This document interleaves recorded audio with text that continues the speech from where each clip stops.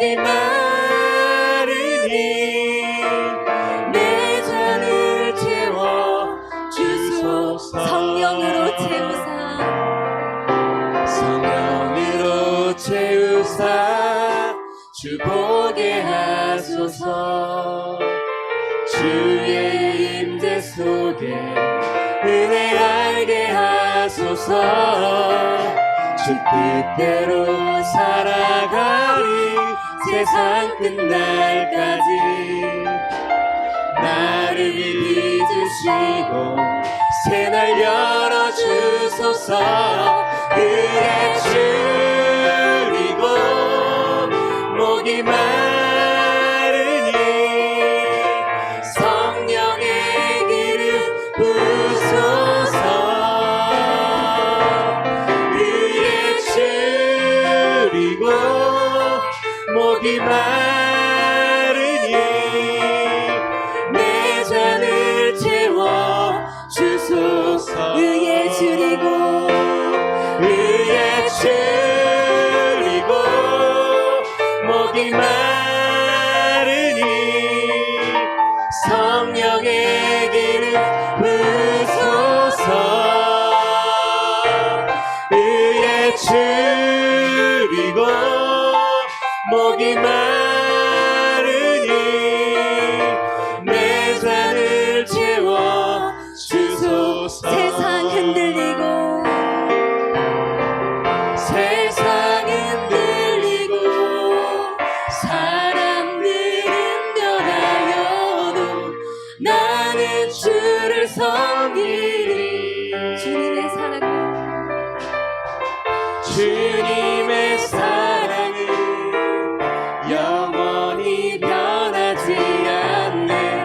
나는 주를 신뢰 오직 믿음으로 오직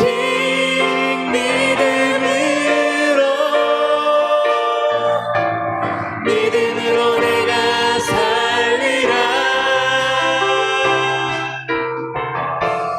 오직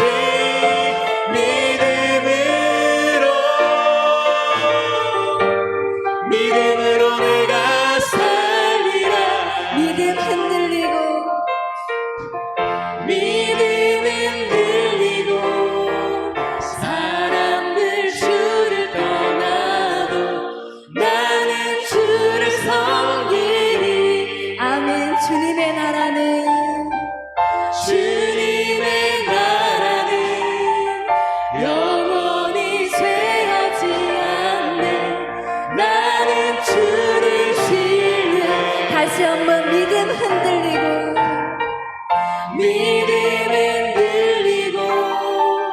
사람들 주를 떠나도 나는 주를 섬기리.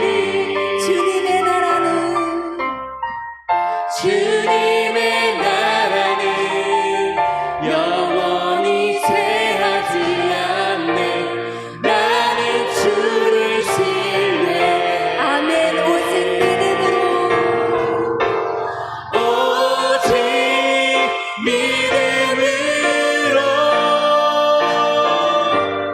믿음으로 내가 살리라. 오직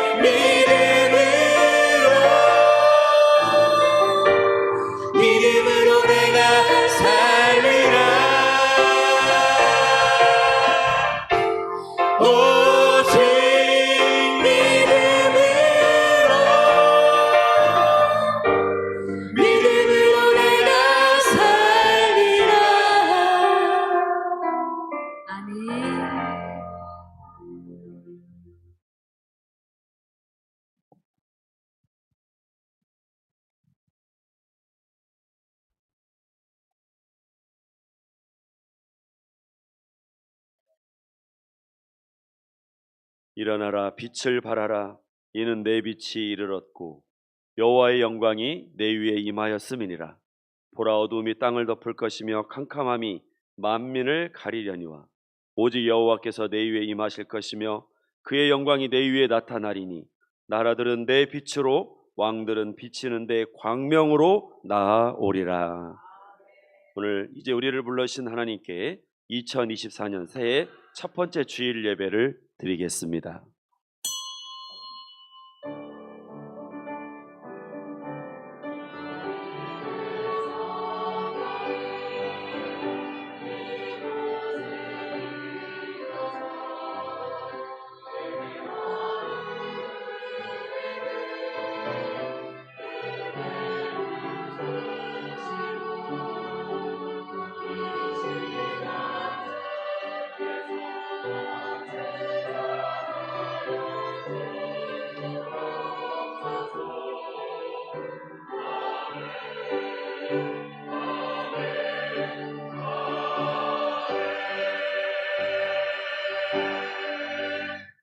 생명의 주관자 되신 하나님, 우리에게 새해 새날을 주심을 감사드립니다. 지난 한 해 우리는 하나님의 사랑과 은혜를 경험했습니다. 그 가운데 있었던 허물들을 용서하시고 그리스도의 보혈로 이 시간 우리를 새롭게 채워 주옵소서. 그 은혜로 온누리 하나님 임재가 충만하도록 역사해 주시기를 원합니다. 하나님 아버지, 새롭게 시작되는 이 한 해도 진리와 평강으로 우리를 인도하시고 그리스도의 십자가를 힘있게 증거하는 시간 되게 하옵소서. 우리를 구원하신 예수님의 이름으로 기원하옵나이다. 아멘. 일어나셔서 10장 찬송 드리겠습니다.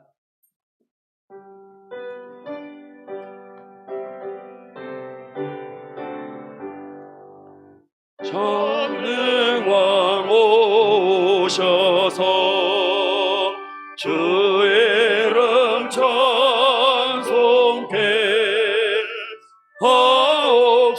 하옵소서. 영광과 권능의 성부여 오셔서 우리를 다스려 주옵소서. 강생한 성자여 오셔서 계도를 들으소서. 택하신 백성들 복 내려주시고 걸어간 마음을 주옵소서. 위로의 주성령 오셔서 큰 증거 주옵소서. 전능한 주시여 각 사람 마음에서 떠나지 마시고 계십소서. 성삼위일 제게 한없는 찬송을 드립니다. 존귀한 주님을 영광 중 배우고 영원히 모시게 하옵소서.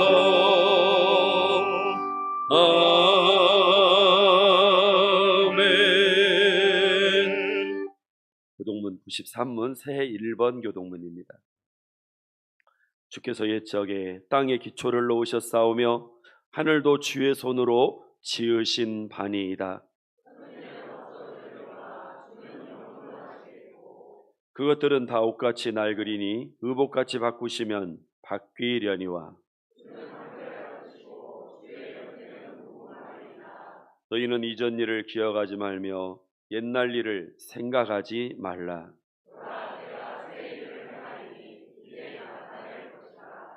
너희는 유혹의 욕심을 따라 썩어져가는 구습을 따르는 옛사람을 벗어버리고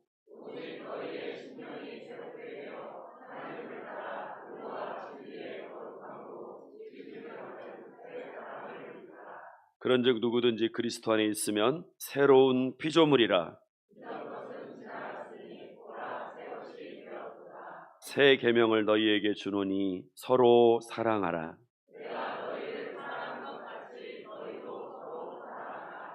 아멘. 자리에 앉아주시기 바랍니다. 550장 찬양드리겠습니다.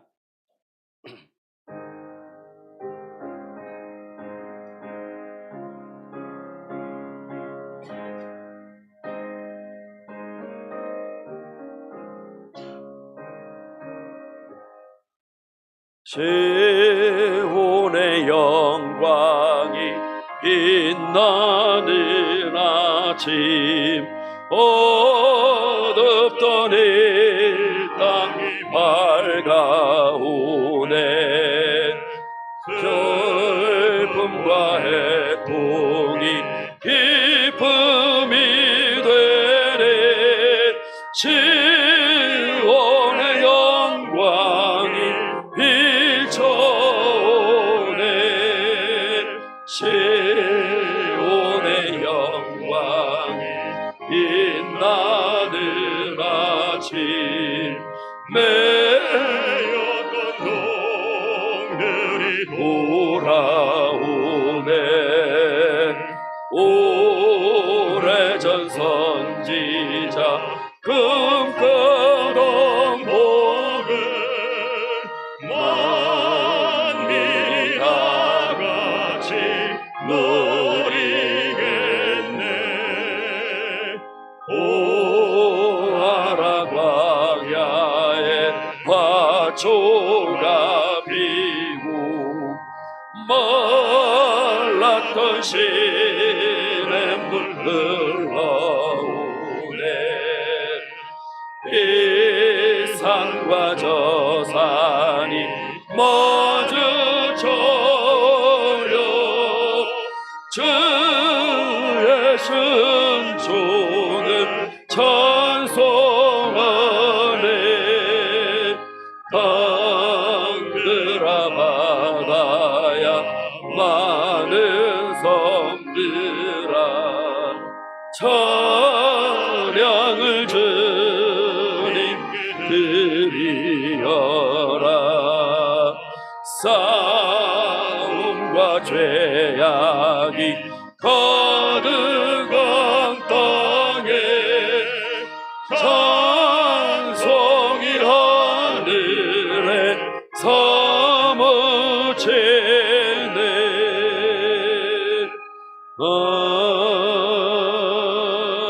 아멘.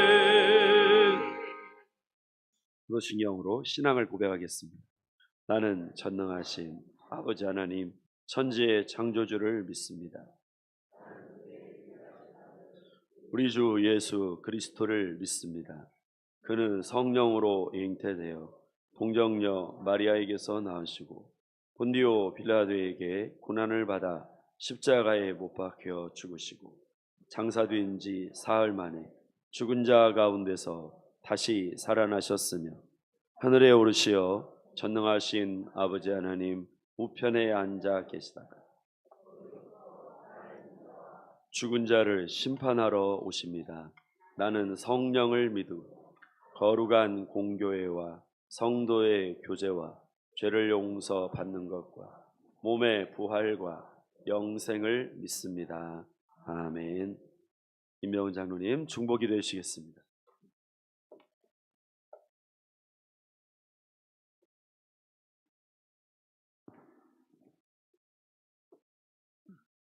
일어나라 빛을 발하라. 이는 내 빛이 이르렀고 여호와의 영광이 내 위에 임하였습니다. 언제나 우리를 인도하시는 하나님을 찬양합니다. 2024년 새해 첫 주일을 불러주시어 감사드립니다. 이 거룩하고 복된 날 사랑하는 주의 성도들 함께 주님 앞에 예배드립니다. 찬양과 영광을 받으옵소서. 드리는 예배 가운데 임재하시어 하늘의 영광이 우리의 마음속에 가득 넘치게 하옵소서. 새해 첫 예배를 통하여 새해 우리의 믿음을 결단하는 시간 되게 하옵소서. 지나온 한 해의 모든 순간이 삶의 주의 은혜였음을 감사하지 못했습니다. 주님 앞에 순종의 모습으로 살아가길 원하였으나 그렇게 하지 못하고 우리의 마음대로 불만을 쏟아온 삶이었음을 고백합니다. 주여, 우리의 연약함을 용서하여 주옵소서. 우리를 긍휼히 여기사 말씀에 순종하며 말씀 따라 인도받는 예배자로 인도하여 주옵소서. 사랑의 주님, 새해에 우리의 옛것을 벗어버리고 거룩하신 하나님의 형상을 닮은 새 사람으로 시작하게 하옵소서. 한 해의 삶 속에서 주님과 동행하는 삶이 되길 소망합니다. 새해를 시작하는 성도들, 성령과 은혜가 충만한 삶이 되길 소망합니다. 말씀과 기도로 무장되어서 우리들의 삶의 여정이 예배자의 삶이 되게 하옵소서. 우리의 생활 속에서 기도하며 찬양하며 주님의 말씀을 온전하게 전하는 삶이 되게 하옵소서. 한 해 동안 우리에게 두려움과 곤경이 닥쳐올 때도 주님의 말씀을 붙들고 에베네셀의 주님을 고백하게 되길 소망합니다.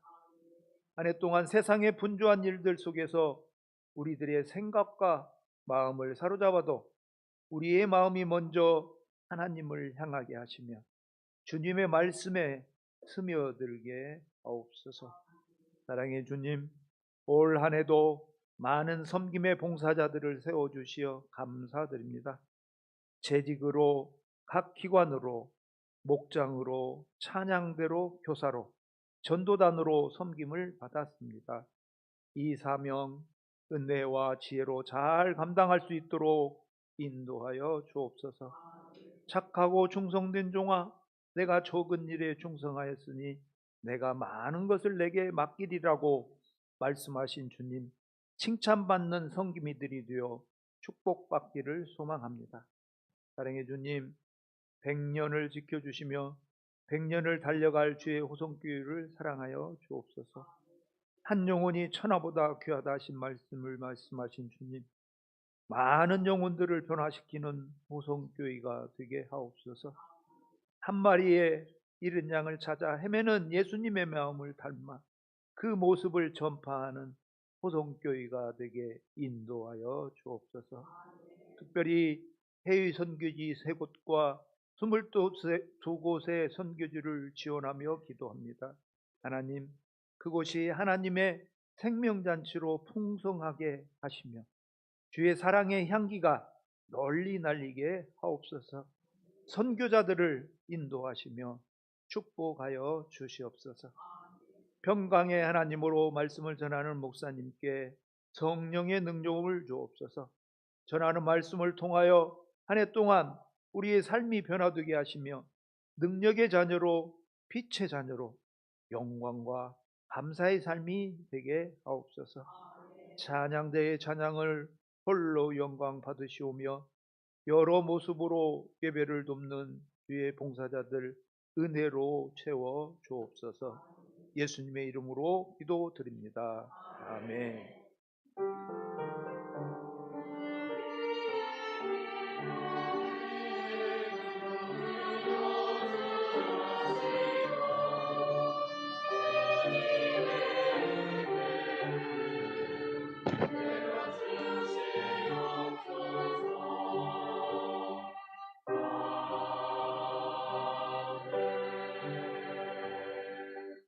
임명국 지사님 성경 봉독해 주시겠습니다. 오늘 우리에게 주신 하나님의 말씀은 신약성경 데살로니가전서 5장 23절 한 절입니다. 5장 23절 한 절 제가 읽겠습니다.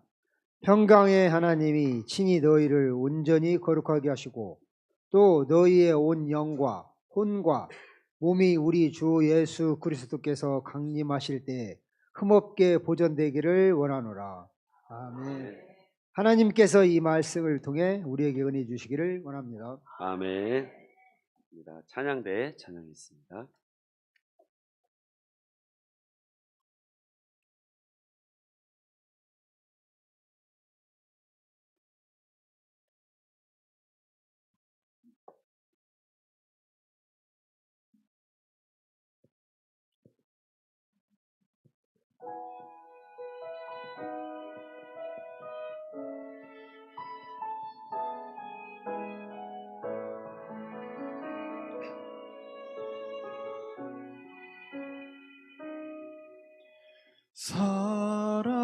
사람이 넘치기보다 사랑이 넘치는 교회 섬김을 원하기보다 섬김의 기쁨 알아가는 교회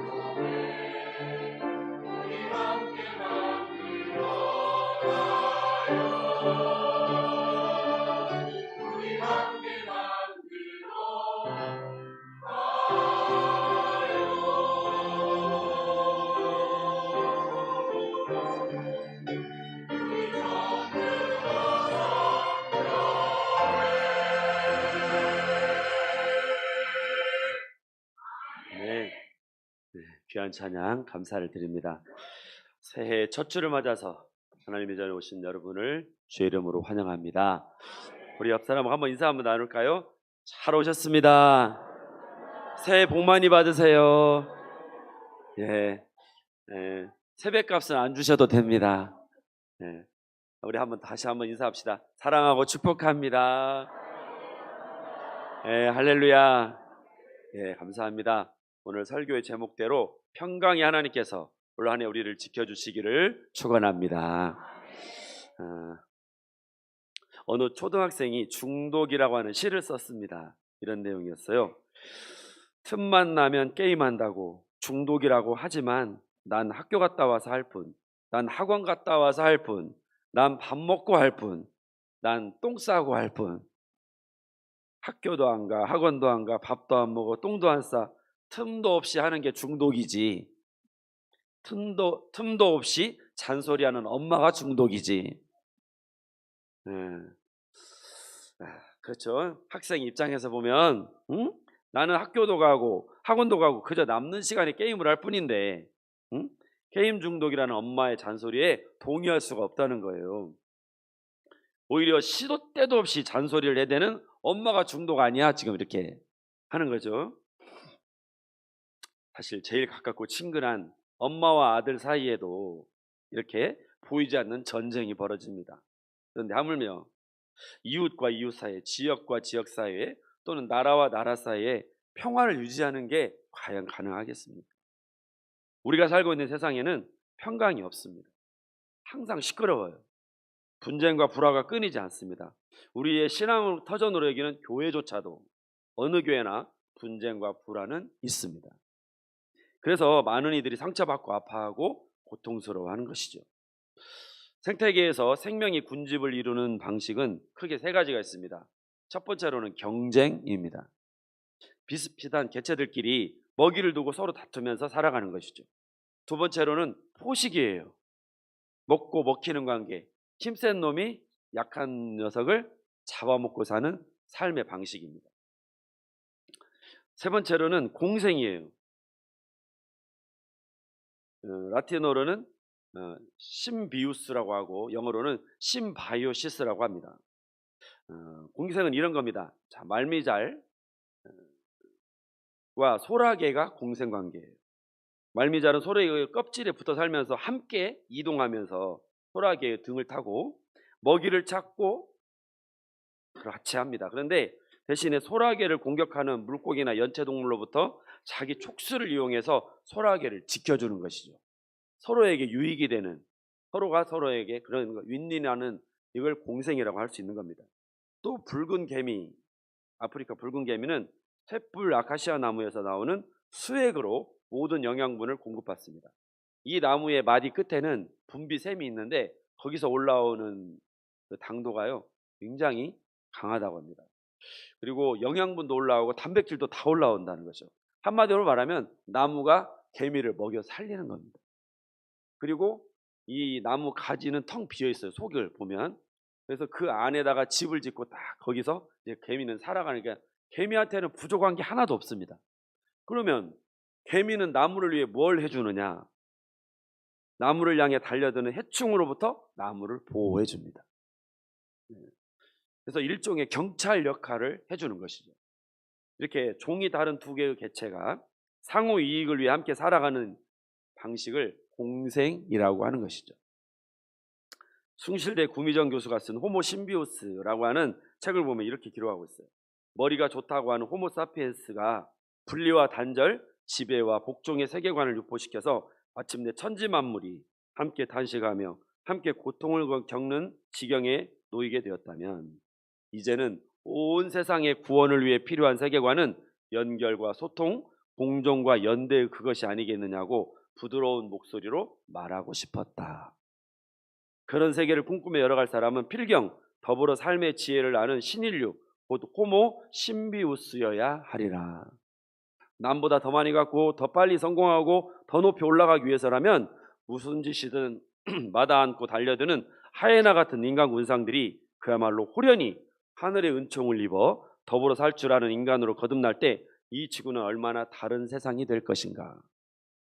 소유를 넘어 나눔으로, 지배를 넘어 섬김으로 그렇게 세상의 흐름에 맞서 사는 새 사람, 호모 심비우스야말로 성서 기자가 하나님의 형상이라고 하는 말에 담고자 했던 본뜻이 아니었을까. 자, 여러분, 올 한해는 우리도 호모 심비우스로 살기를 원합니다. 그렇습니다. 하나님께서 하나님의 형상을 따라 만든 사람 속에 진정으로 담겨 있어야 할 것은 호모 심비우스, 같이 공생하는 사람인 것이죠. 앞서 본 대로 말미잘과 소라게는 공생을 합니다. 이 붉은 개미와 아카시아 나무도 서로 공생을 하는데, 하물며 만문의 영장이라고 하는 사람이 공생을 못한다는 것은 말이 되지를 않습니다. 이화여대 최재천 교수, 그 동물 생태학자로 유명하신 분이죠. 이분이 그렇게 말씀합니다. 박쥐, 사양고양이, 낙타 등이 우리에게 해를 끼치는 게 아니라 그 동물들에게 먼저 다가가 그들의 생활을 방해한 우리 인간들이 문제입니다. 그리고 호모 사피엔스를 넘어 호모 심비우스라고 하는 강연에서 이렇게 역설하고 있어요. 인간들이 잘 살고 있는 박쥐 서식지를 침범하고 악어고기, 얼룩말고기, 심지어 유인원 고기까지 파는 식당이 버젓이 런던 파리와 같은 대도시에 자리 잡고 있는 한 병원균 숙주는 인류에게 뛰어들어갈 수밖에 없습니다. 유인원 고기도 판다는 것이죠. 신비우스는 인간과 자연, 자연과 자연, 인간과 인간이 더불어 살아가는 사람입니다. 논어 자로편에는 이런 말이 나왔어요. 같이 볼까요? 시작. 군자. 여기 글자 그대로의 뜻을 풀어보면요, 군자는 서로 화합하되 똑같아지지는 않는다. 그런데 소인은 똑같기는 해도 화합되지는 않는다. 이런 의미가 되겠습니다. 어쨌든 군자는 화합하고 조화를 이루는 사람이라는 거예요. 서로 의미 다르지만 그 다른 의미 겹쳐져서 조화를 이루는. 그래서 군자는요, 나와 같지 않다고 해서 잘라내고 쳐내지 않고 다르지만 함께 협력하고 함께 상생할 줄 아는 그 사람이 바로 군자라는 것입니다. 반면에 소인은 화하지 못해요.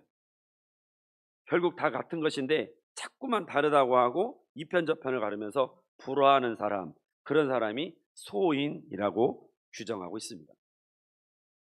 여러분, 우리는 복음을 바로 이해해야 합니다. 복음은요, 물론 나의 하나님이십니다. 하나님은 나의 하나님이셔요. 그러나 동시에 누구의 하나님이십니까? 임마누엘이 무슨 뜻이죠? 하나님이 주어가 중요해요. 누구와? 우리와예요. 우리와 함께 하시는 것입니다. 나하고만 함께 하시는 분 하나님이 아니라. 그렇습니다.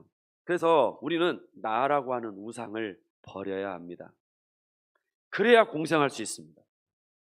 나를 딱 중심에다 갖다 두면 나 위에 모든 사람이 다 못마땅해지고 성에 안 차고 내 존엄을 침해하는 괘씸죄의 대상이 됩니다. 젊은 세대는 기성세대를 전부 뭐라고 부릅니까? 꼰대는 또 라떼. 라떼인데 보리탑은 라떼라고 다 엮어버리고, 기성세대는 젊은 세대를 아이고 저 고생도 모르는 저 철부지들이라고 폄훼합니다. 그러니 배운 자와 못 배운 자, 가진 자와 못 가진 자의 이 간극은 얼마나 크겠습니까? 그래서 심지어 남녀 사이도 요즘에는 적이 됩니다. 성탄절 전에 눈이 많이 왔었잖아요. 그래서 이제 눈을 제설 작업을 해야 되는데 어느 지자체 공무원이 그 인터넷 내부망에 글을 올렸어요. 뭐냐면 공무원 구성 비율을 보면 4대6으로 여자가 훨씬 많은데 제설 작업 현장에는 어째서 여자는 한 명도 코빼기도 안 보이냐, 그거예요. 그리고 자기네들은 땀 뿔뿔 흘려가면서 눈 다 치우고 들어갔더니 여자 공무원들은 책상에 편히 앉아서 커피 홀짝거리면서 쳐다보지도 않더라. 사실 여러분, 우리가 그 입장이라도 이런 불만이 나올 수 있을 것 같아요. 이건 매우 불공평한 처사니까 여자들도 모두 제설 작업에 참여했으면 좋겠다라고 하는 글을 올린 겁니다. 물론 공평하게 작업을 분담하는 게 좋아요. 아무래도 남자들이 체력적으로 나으니까 앞장서 치우고, 그러면 그때 여자들은 적어도 옆에서 좀 거들든지, 그것도 여의치 않으면 여기 슈퍼에 가서 캔커피 따뜻한 거라도 사와서 뭐 하라고, 드시라고 나눠줬으면 이런 소리가 안 나오죠. 오히려 더 애쓴다, 더 관계도 돈독해지고 하나된 공동체 의식을 느낄 수 있었을 텐데 오히려 그것이 이제 남녀 갈등의 원인 제공을 해버리게 되는 것입니다. 여러분, 사는 게 각박해지고 이렇게 갈등이 첨예화되는 이런 때에 부활하신 예수님은 두려워하는 제자들에게 나타나셔서 하신 일성의 말씀이 뭐냐? 따라합시다. 너희에게 평강이 있을지어다. 아멘. 주님은 우리에게 평강을 주시려고 부활하셨습니다. 사도 바울도 이렇게 외치고 있습니다. 자, 시작. 평강의 주께서 친히 때마다 일마다 너희에게 평강을 주시고 모든 사람과 함께 하시기를 원하노라. 맞습니다. 평강이라는 말이 2번이나 나오고 있습니다. 평강은 네 가지 의미가 있어요. 첫 번째로는 우리 하나님과 우리의 관계가 회복됨으로써 누리는 근원적인 평강이 있습니다. 이제 우리가 더 이상 죄인으로 두려워하지 않아도 되고 수치심을 하나님 앞에 느끼지 않아도 됩니다. 하나님과 우리 사이에 화목되었어요. 근원적인 평강이 있습니다. 두 번째로는 하나님께서 나와 함께 하신다는 믿음에서 생기는 내적인 평강이 있습니다. 세 번째, 사람과의 바른 관계에서 오는 평강이 있습니다. 네 번째로는 환경을 초월하는 큰 폭풍이 내게 닥쳐와도 그걸 넉넉히 초월하는 전천후 평강이 있습니다. 이 평강이 우리와 함께 하시기를 소망합니다. 주님께서 그 자녀들에게 주시는 근본적이고 최종적인 선물이 한마디로 내가 든든한 거예요. 편안한 거예요. 어떤 상황에서도. 누가 이 선물을 받을 수 있습니까? 첫 번째로는 하나님의 신실하심을 확신하는 사람입니다. 아까 금방 말씀드린 대로 평강은 어디서 오느냐? 기반이 든든해야 마음이 평안합니다. 자, 모두들 일본에서 일어난 대지진 피해 장면을 보셨을 겁니다.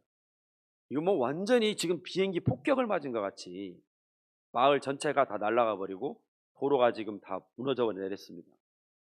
그리고 제가 동영상 봤더니 그 산에서 진흙이 이렇게 내려오는데 진짜 강물같이 내려오더라고. 흙이 가지고 그냥 동네 전체를 싹 덮어버렸어요. 보고도 이게 지금 영화인지 실제인지 구분을 못할 만큼 악몽 같은 그런 상황이 펼쳐지고 있습니다. 이렇게 지진이 빈번하다 보니까 일본인들은 항상 불안한 거예요. 뭐 할까봐.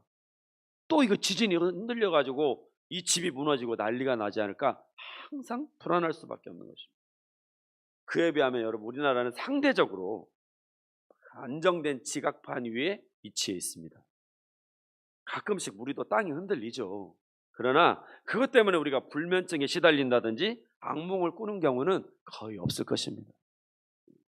일본처럼 지축이 흔들려서 삶이 내가 하루아침에 내 삶의 모든 기반이 무너질 수 있다고 하는 이런 불안에서는 우리는 자유롭고 한마디로 평안합니다. 이 안정감은 든든한 기반이 있을 때만 가능하다는 것이죠. 그래서 평강이 하나님을 말하는 본문 다음에 24절은 이렇게 말씀하고 있습니다. 시작.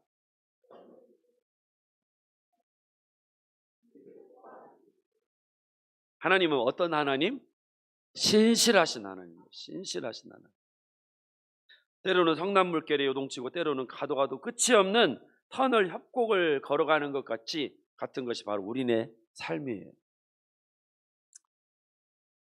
여러분들은 연말 연시 어떻게 지내셨는지 모르겠지만 저는 정말 암흑가도 같은 연말 연시였습니다. 왜냐하면 성탄절 있죠. 주일날 있고 바로 성탄절 있고, 그 다음에 주일날 있고 또 바로 송구영신 예배 있고, 그 다음에 바로 또 특세 있고. 제가 한마디로 말하면 평상시에는 여러분들이 오고 싶어 새벽 예배를 오지만 특세 때는 제가 뭐 하라고 한 거예요? 지금 다 오세요 한 거잖아요. 그러니까 왔으니까 여러분들에게 뭘 줘야 돼요? 그래요, 은혜를 줘야 되고, 은혜 못 주면 성이라도 보여야지. 그것이 저에게 얼마나 큰 부담인지 정말 아마 우리 목사님들은 알 거예요. 근데 이제 이 특세가 끝나고 나니까 주일은 아무것도 아닙니다. 할렐루야. 그냥 할렐루야, 나 짐 벗었네요. 짐 벗었네. 이제 그냥 제 앞에 푸른 초장이 쫙 펼쳐졌습니다. 아무튼 제가 좀 우스갯소리 같이 말했지만 저뿐만 아니라 여러분들도 다 힘든 시간과 암흑과 터널과 같은 무거운 짐에 짓눌리는 그런 과정을 다 지나가게 될 것입니다. 그럼에도 불구하고 우리가 여전히 평강을 누릴 수 있는 이유는 무엇입니까? 하나님께서 그 와중에도 나를 붙들고 계신다는 확신이 있기 때문에. 그래서 든든하고요. 그래서 잠깐 앞이 안 보여도 우리는 무너지지 않습니다. 왜? 주님이 곧 나타나실 것이고 속히 그 살아계심을 우리에게 보여주실 것이기 때문에. 그걸 체험했고 이후로도 그 강한 손길을 만나게 될 것이기 때문에 우리는 두려워하지 않습니다. 그러니 여러분, 불안에 떨거나 조급해하지 않기를 바랍니다. 보이는 사건들 뒤에서 모든 상황을 주관하시는 은혜와 사랑이 하나님을 붙드는 이 연초가 되기를 축원합니다. 히틀러 시대에 독재에 맞서서 싸우며 교회의 본질 회복을 위해 전심전력한 순교자 보네포 목사님을 많이 아실 것입니다. 이분은 히틀러 암살 계획에 가담했다가 이게 다 계획이 발각나고 체포당해서 39살 그 젊은 나이에 이 세계적인 신학자가 형장의 이슬로 사라지게 됩니다. 이분에게는 마리아 폰 베데마이어라고 하는 약혼녀가 있었습니다. 마리아 이분 역시 사랑하는 아버지와 오빠가 나치군에 징집당해서 전장에서 무참하게 죽임당하는 아픔을 겪었어요. 누구보다도 정직하고 순박하게 사셨던 아버지와 오빠였는데 이 짐승과 같은 히틀러의 야욕에 무참히 희생당하는 것이 너무나도 억울하고 분통이 터지는 것이었어요. 그래서 그 답답한 마음을 편지에 담아서 보네포 목사님에게 보냈습니다. 하나님을 사랑하는 내 아버지, 내 어머니, 내 오빠를 어떻게 하나님께서 이토록 무참하게 죽게 하실 수 있습니까? 라고 하는 원망 어린 항변이었습니다. 그 편지를 받고 보네포 목사가 쓴 답변 중에 이런 내용이 있습니다. 사람들을 죽이는 것은 세상과 인간의 증오와 악입니다. 하나님께서는 언제나 세상과 인간이 죽인 사람을 살리십니다. 하나님께서 당신의 아버지와 오빠의 삶을 마치게 하신 것이 아니라 그분들로 하여금 새로운 삶을 영원토록 시작하게 하셨습니다.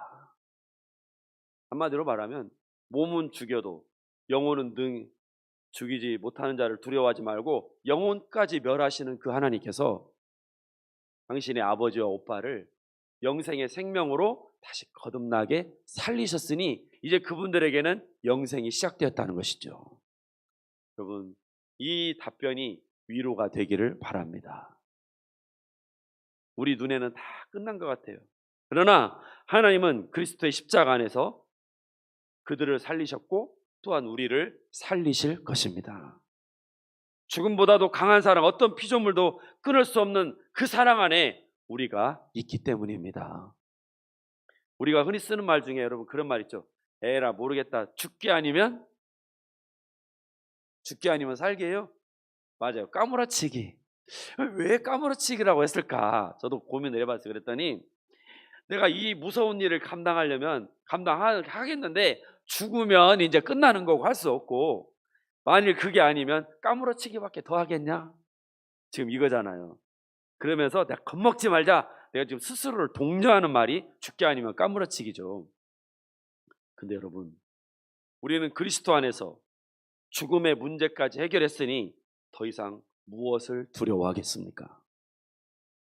이 믿음을 붙드는 사람에게 하늘의 평강이 임할 줄 믿습니다.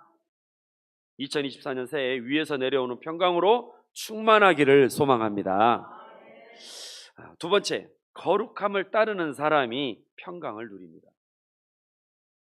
자, 오늘 본문은요, 평강의 하나님이 친히 너희를 온전히 거룩하게 하시고 라고 하는 그 문단으로 시작하고 있어요. 자, 여러분,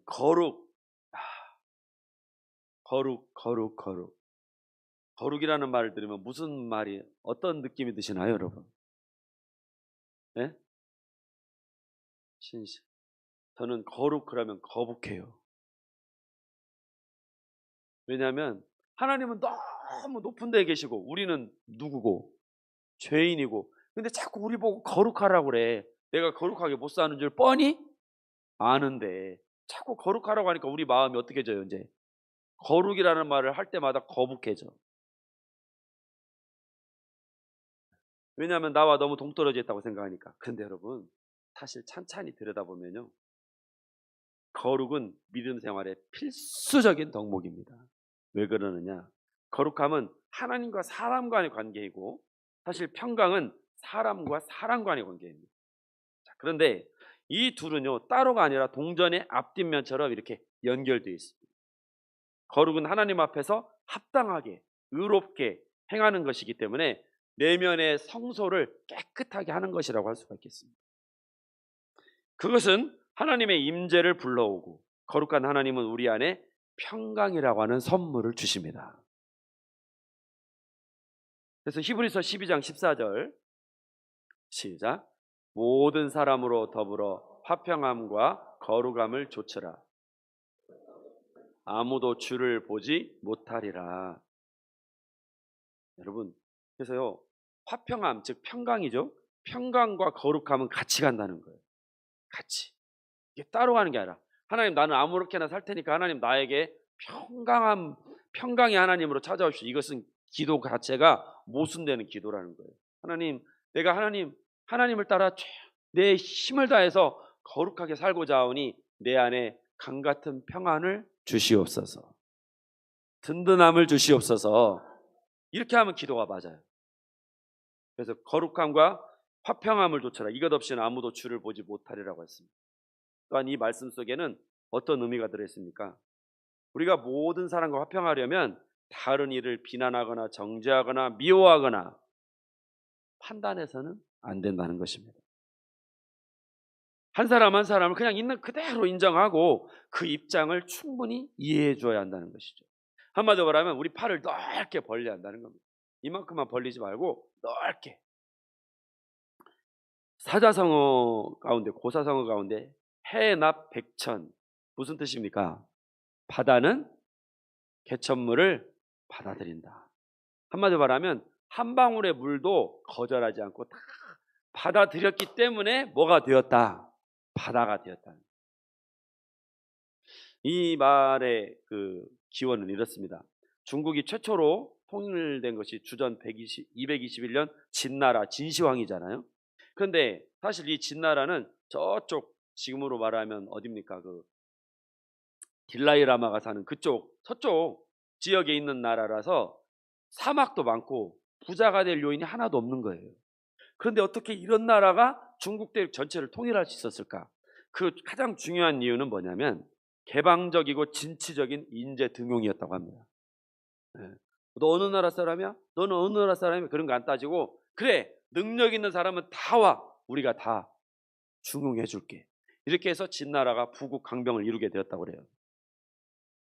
그렇게 해서 요직에 앉혀서 일을 시켰는데 척박한 땅을 개간하고자 이웃 한 나라인 한나라에서 정국이라는 토목 기술자를 초빙해 가지고 국토 이곳저곳을 연결하는 대수로 공사를 벌였다고 합니다. 진나라 황제 때.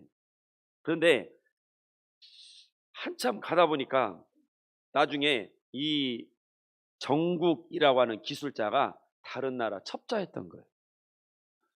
그래가지고 대수로 공사를 펼치다 보니까 엄청난 재화가 들어가겠죠. 국고가.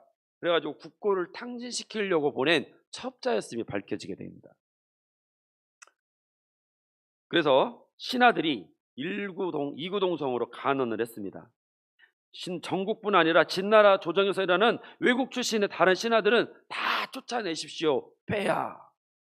그래서 진시황이 그걸 받아들여서 다른 나라에서 온 모든 나그네들을 쫓아내라고 하는 이른바 축객령을 내리게 되죠. 그런데 얼마 후에 이 진나라 재상에 오른 초나라 출신의 젊은 신하 이사라고 하는 사람이 축객령을 거두어 주소서라고 간언을 하게 됩니다. 그래서 이런 말을 했어요. 진나라 왕궁을 장식하는 곤산의 옥을 비롯한 수많은 보물, 후궁에 있는 숱한 비녀들도 모두 원래부터 진나라 것이었습니까? 그거 다 외국에서 수입해 온 거잖아요.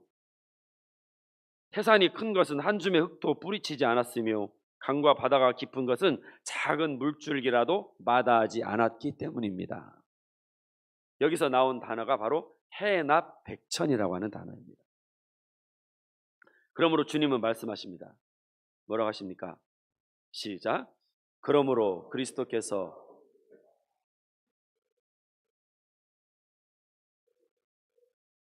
아멘. 예수님이 우리를 받아주셨습니다. 사실 우리는 깨끗하지 않습니다. 우리는 모자라요. 사실 우리는 더럽습니다. 우리의 인격도 그리 훌륭하지 못합니다. 그런데도 주님은 우리를 받아주셨습니다. 그래서 주님은 말씀하십니다. 너희도 서로 받아주라고.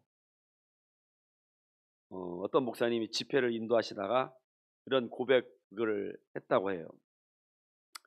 자기가 옛날에 사역하던 교회에서 목회가 너무 힘들어져 가지고 이 목사님이 이렇게 기도했다고 합니다. 하나님, 제가 이 교회를 사임하고 떠날 때 저를 괴롭힌 사람 5명을 발표하고 떠나게 해주세요.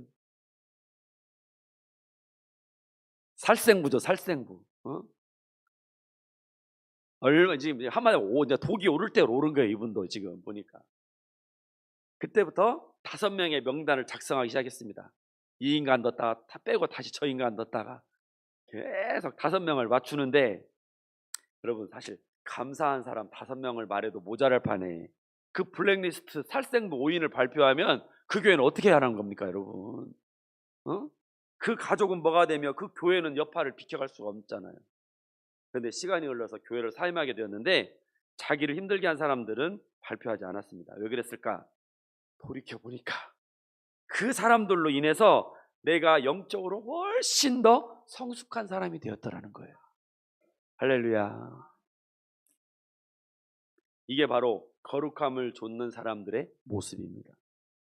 다른 목사님도 이렇게 기도했대요. 목회하면서 너무 어려움이 컸는지, 하나님, 제 주위에 저 왼수 같은 인간들 다 없어지게 해주십시오. 이렇게 기도를 했대요. 그런데 기도를 계속하다 보니까 정말 그 왼수 같은 인간들이 다 사라져 버렸답니다. 신기하죠? 어떻게 사라졌을까요? 하나님이 그 기도에 응답하셔서 목사님 마음에 미운 생각이 다 사라지게 하셨답니다. 대답이 별로 재미없나요? 할렐루야. 그렇습니다, 여러분. 우리도 마음이 굳었던 시절을 돌아보면요, 내가 왜 그때 그런 기도를 드렸을까 깨달아지게 됩니다. 마음이 굳으면, 마음이 닫히면 하나님 뜻은 전혀 알 수가 없어요. 하나님은요, 어떻게 해야 알 수 있냐면, 하나님, 내가 이거 할까요? 이렇게 할까요? 하나님, 나 부르기만 하면 내가 얼른 튀어나갈게요. 사무엘처럼 당신이 부르시기로 내가 여기 서 있나이다. 그걸 3번이나 했어요. 한 번 부르면 말지 뭘 또 불러, 나 몰라, 이게 아니라 부르면 또 가고, 하나님 부르시기만 하면 내가 어디든지 달려갈 테니까 하나님 제발 뭔만 해주십시오. 불러만 주십시오. 이런 사람에게 하나님은 오늘도 음성을 들려주실 것입니다. 그래서 여러분, 우리는 낮은 마음 기꺼이 수용하고 복종하는 자세를 취해야 됩니다. 그 유연함 속에서 하나님을 왕으로 모시고 이웃을 품는 것, 이것이 거룩입니다. 그 거룩한 자리에 임하신 하나님께서 우리를 평강으로 인도하는 2024년도가 되기를 축원합니다. 기도하겠습니다. 하나님 아버지, 평강의 하나님께서 우리와 동행하여 주시옵소서. 하나님, 평강의 하나님은 어떤 사람이 만날 수 있습니까? 하나님의 신실하심을 믿는 자이며 화평함과 거룩함을 따르는 이에게 하나님께서 그 은혜를 부어주실 줄로 믿습니다. 하나님, 2024년 우리는 원치 않는 험곡과 터널과 힘겨운 성난 파도 위를 우리는 지나가게 될지도 모릅니다. 그러나 그때에도 내 영혼 평안에 찬양 부르게 하여 주시옵소서. 승리의 하나님의 손을 꼭 붙잡고 나와 함께 하신 하나님을 생생하게 증거하는 은혜의 2024년 되도록 우리와 동행하여 주시옵소서. 예수님의 이름으로 기도하옵나이다. 아멘. 심영만 집사님 봉헌해 주시겠습니다.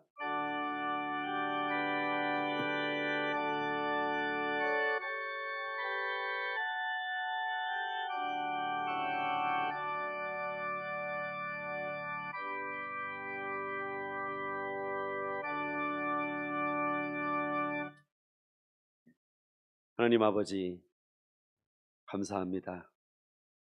새해를 하나님과 함께 시작하고자 예물을 드리고 우리 마음을 드리오니 주여 이 예물을 흠양하시고 연락하여 주옵소서. 이 예물에 담겨있는 하나님 나라를 향한 소원을 속히 이루어 주옵소서. 예수님의 이름으로 기도합니다. 아멘. 네, 광고 말씀드립니다. 오늘 예배 끝나고요, 바로 정기 공동의회 진행하겠습니다. 좀 그래도 식사하실 분은 좀 먼저 내려가셔도 됩니다. 왜냐하면 식당이 너무 또 한꺼번에 다 밀려버리면 못하니까. 그래서 좀 식사가 급하신 분, 불편하신 분 먼저 내려가시고 나머지는 공동의회 참여하시면 되겠고요. 그리고 이제 공동의회 끝나고 나서 점심 식사하고 신년 산상 예배를 가겠는데 식사한 다음에는 바로 뭘 해야 될까요? 식사하고 나서 아유, 역시 저하고 이제 궁합이 잘 맞아요. 기관 다 청소하고 1시 반에 여기서 출발합니다. 버스도 대절했고 하니까 출발해서 거기 가서 2시에 예배 드리고 그리고 나머지 시간 산행하고 내려와서 5시에 촉포가든에서 저녁 식사를 하도록 하겠습니다. 그러니까 여러분 그리고 내가 가면은 밥값 많이 나올 텐데 걱정 안 해도 돼요. 우리 베드로가 1년을 모았습니다. 오늘 이 날을 위해서 1년을 모았으니까 밥값 걱정 안 해도 되죠. 네, 안 해도 된답니다. 그러니까 하여간 걱정하지 마시고 다 참석해 주시고요. 그리고 교사 교육이 있어요. 교사 교육은 다음 주 주일날 오후 3시에 이제 우리 교회에서 교육 1차를 하고 2차는 17일 그러니까 다음 주 주일 지내고 그 수요일 날 시온 영광교회에서 2차 교육을 하는데 왜 교사 교육을 수요일 날 하느냐 하면은 군산 드림교회라고 굉장히 교육으로 유명한 교회가 있어요. 그 담당 목사님이 오셔서 강의를 해주시는데 주일 날은 나올 수가 없대요, 자기가. 그래서 부득이하게 3일반밖에 시간이 안 되는 거예요. 그래서 시온 영광교회로 우리가 연합으로 하거든요, 이번에는. 그래서 돌아오는 주일에는 1차에는 우리 교회에서 시온 영광교회가 오고 우리 교회로 오고 2차 때는 이제 우리가 뭐 해야겠어요? 가야겠어요. 그래서 3일밤 예배도 그때는 다 시온 영광교회 가서 같이 드리는 걸로 그렇게 하겠습니다. 이번 주 수요일이 아니라 그 다음 주예요. 그러니까 주보 잘 보시면 됩니다. 네, 그렇게 진행하시면 되겠습니다. 그리고 또 하나 광고 드릴 말씀. 우리 이성현 집사님 어디가? 네, 광고.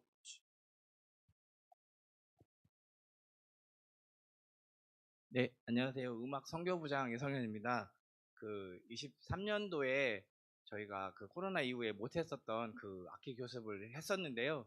그 저희가 아동부부터 좀 올려주세요. 아동부부터 저희 한나회 저희 소속되어 있는 저희 성도님들까지 해서 33분 정도가 작년도에 악기를 수강하셨어요. 그렇게 많은 인원들이 참여를 해주셨는데 올해 좀 결혼이 생겨서 저희가 추가적으로 그 모집을 합니다. 그래서 신청 기간은 1월 21일까지 2주간 받고요.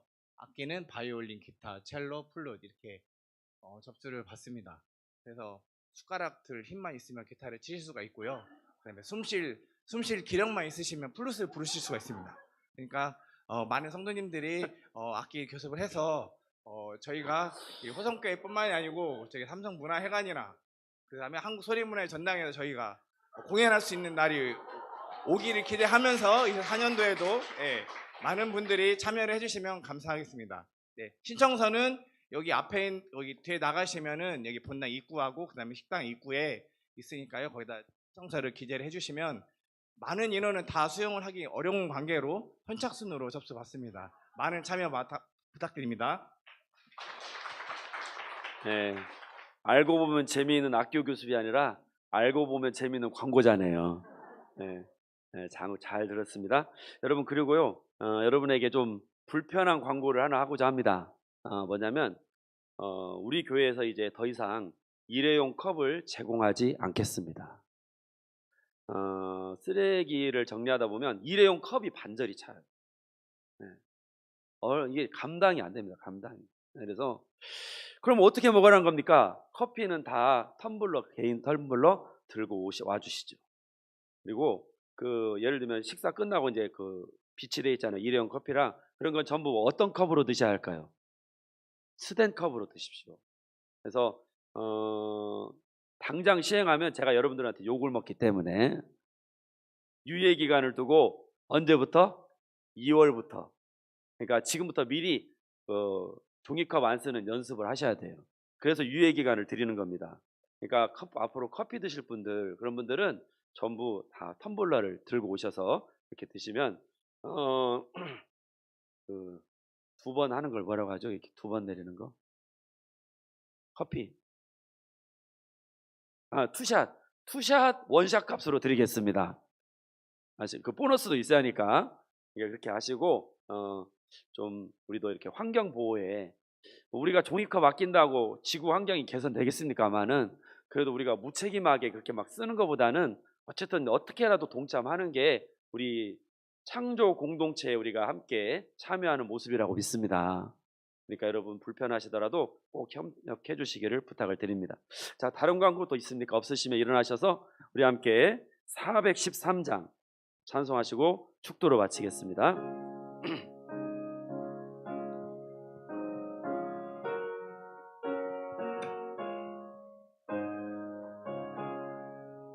내 평생에 가는 길 순탄하여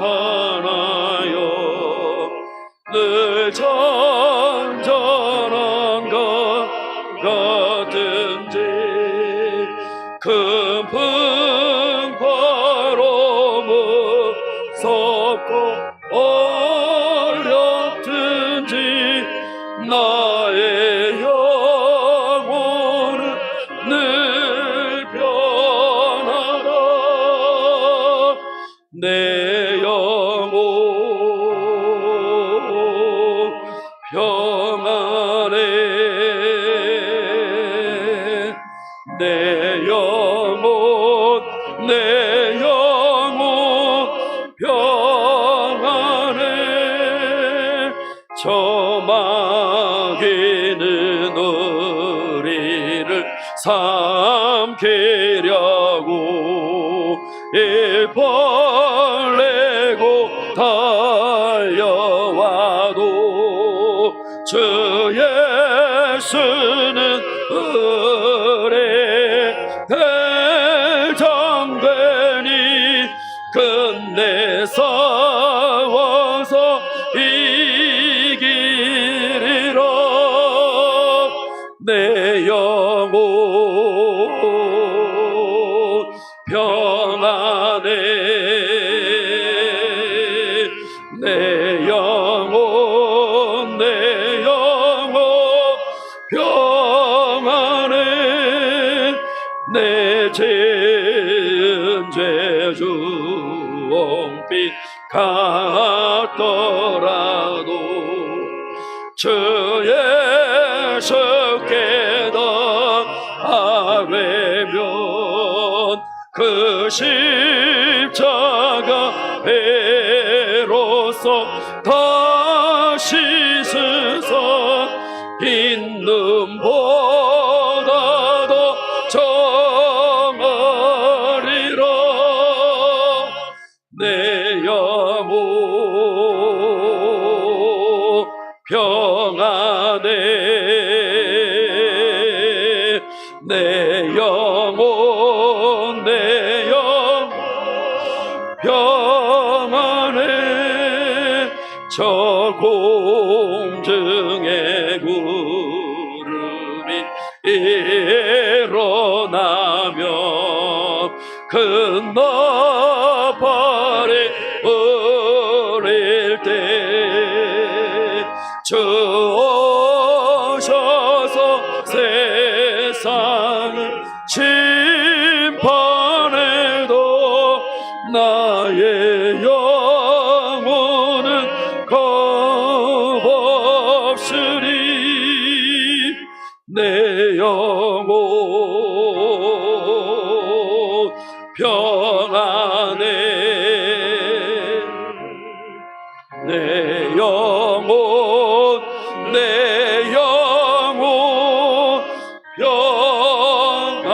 평안해. 지금은 죄에서 우리를 구속하신 우리 구주 예수 그리스도의 은혜와 아버지 하나님의 한량없는 사랑하심, 성령님의 감동 감화 역사하신 은혜가 2024년을 평강의 하나님의 손을 붙잡고 동행하기를 소원하고 결단하는 우리 모든 성도님들 머리 위에 생업 위에 가정 위에 지금부터 영원토록 함께 계시기를